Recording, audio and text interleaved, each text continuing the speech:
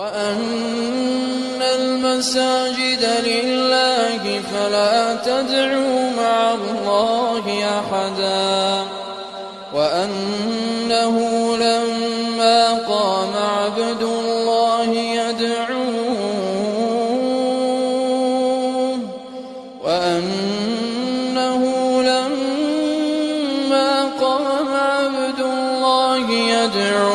كادوا يكونون عليه لبدا قل إنما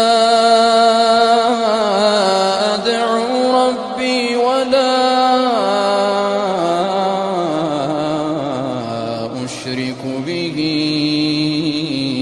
أحدا.